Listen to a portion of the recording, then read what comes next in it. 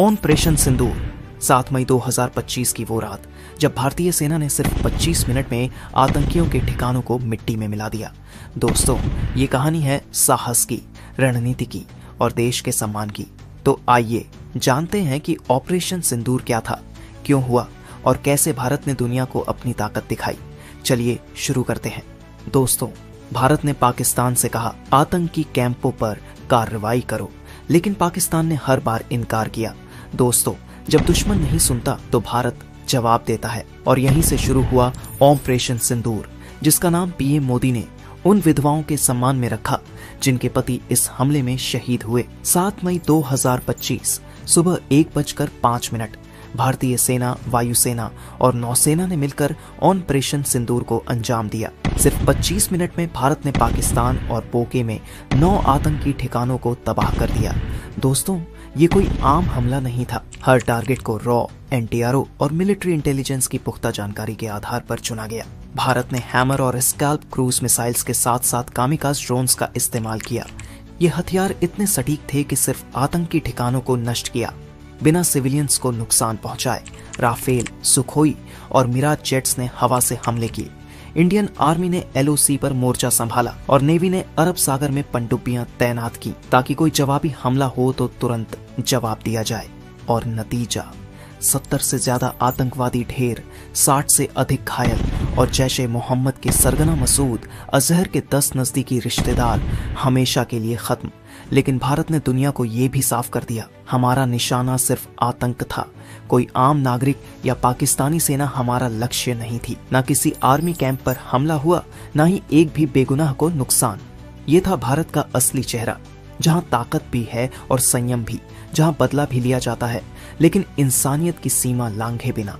दोस्तों, अब बात करते हैं उन 9 टारगेट्स की जिन्हें भारत ने ऑपरेशन सिंदूर में निशाना बनाया। ये कोई रैंडम जगह नहीं थी। हर टारगेट आतंक का गढ़ था, जहां भारत के खिलाफ साजिशें रची जा रही थी।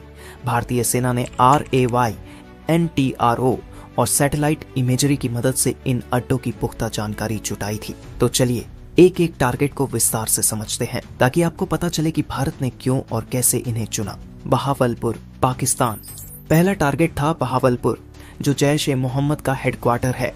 ये 15 एकड़ का विशाल कॉम्प्लेक्स है जहां आतंकियों को ट्रेनिंग दी जाती है। दोस्तों, 2016 का उरी हमला, 2019 का पुलवामा हमला और हाल का पहलगाम हमला, इन सब की साजिश यहीं रची गई थी। मसूद अजहर जैश का सरगना यहीं से ऑपरेट करता था। भारत ने इसे निशाना बनाकर आतंक की रीढ़ तोड़ दी। मुरिदके, पाकिस्तान। दूसरा टारगेट मुरिदके, लश्कर ए तैयबा का सबसे बड़ा ट्रेनिंग सेंटर। दोस्तों, 2008 का मुंबई हमला, जिसमें 166 लोग मारे गए थे, उसकी पूरी प्लानिंग यहीं हुई थी। हाफिज सईद का ये अड्डा आतंकियों को हथियारों और जिहाद की ट्रेनिंग देता था। भारत ने इसे उड़ाकर 26 नवंबर के शहीदों को न्याय दिलाने की दिशा में कदम उठाया। चक अमरू, पाकिस्तान। तीसरा था चक अमरू, लश्कर ए तैयबा का आर्म स्टंप। यहाँ से पंजाब और जम्मू में ड्रोन के जरिए हथियार भेजे जाते थे। भारत ने इसे तबाह कर हथियारों की तस्करी को रोक दिया। सियालकोट, पाकिस्तान। चौथा टारगेट तेराकलान, सियालकोट। यहाँ आईडी और स्नाइपर ट्रेनिंग की एडवांस्ड फैसिलिटी थी। ये भारत में बम धमाकों और स्नाइपर हमलों के लिए आतंकियों को तैयार करता था। भारत ने इसे उड़ाकर आतंक की इस फैक्ट्री को बंद कर दिया। भीमबेर, POK। पांचवा था भीमबेर, हिजबुल मुजाहिदीन का भर्ती और ट्रेनिंग सेंटर। यहाँ युवाओं को भड़काकर आतंकवाद में धकेला जाता था। भारत ने इसे नष्ट कर आतंकियों की नई भर्ती पर रोक लगाई। गुलपुर, POK।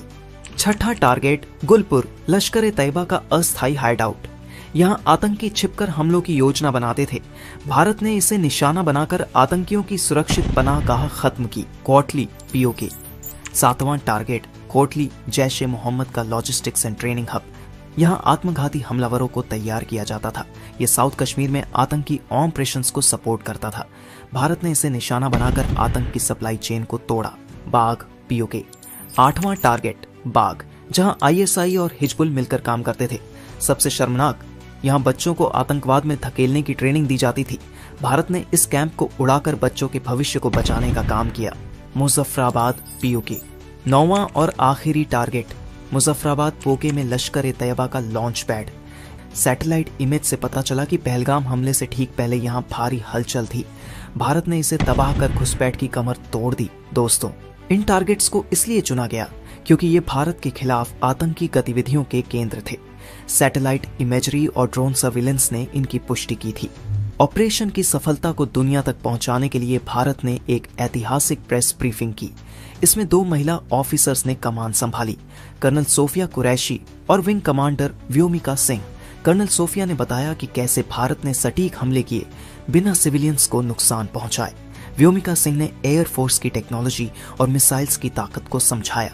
विदेश सचिव विक्रम मिश्रा ने यूएन चार्टर के आर्टिकल 51 का हवाला देकर कहा, यह भारत का आत्मरक्षा का अधिकार था।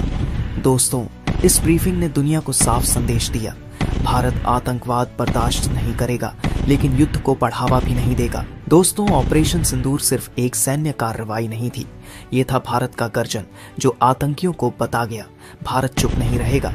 ये था उन मासूमों के लिए न्याय जिनकी जान पहलगाम में छिन गई, और सबसे बढ़कर ये था भारतीय सेना की ताकत, रणनीति और संयम का वो प्रतीक जिसने हर भारतीय का सिर गर्व से ऊंचा कर दिया। इस ऑपरेशन ने हमें सिखाया कि देश की सुरक्षा और सम्मान से बड़ा कुछ नहीं। तो आइए हम सब मिलकर अपनी सेना को सलाम करें और इस कहानी को हर उस व्यक्ति तक पहुंचाएं जो भारत के इस साहस को जानना चाहता है। दोस्तों, आपको ऑपरेशन सिंदूर की ये कहानी कैसी लगी? कमेंट में अपनी राय जरूर बताएं। अगर ये वीडियो आपको पसंद आया तो लाइक करें, अपने दोस्तों और परिवार के साथ शेयर करें और हमारे चैनल को सब्सक्राइब करना न भूलें। घंटी का आइकन दबाइए ताकि हर नई वीडियो की अपडेट आपको तुरंत मिले।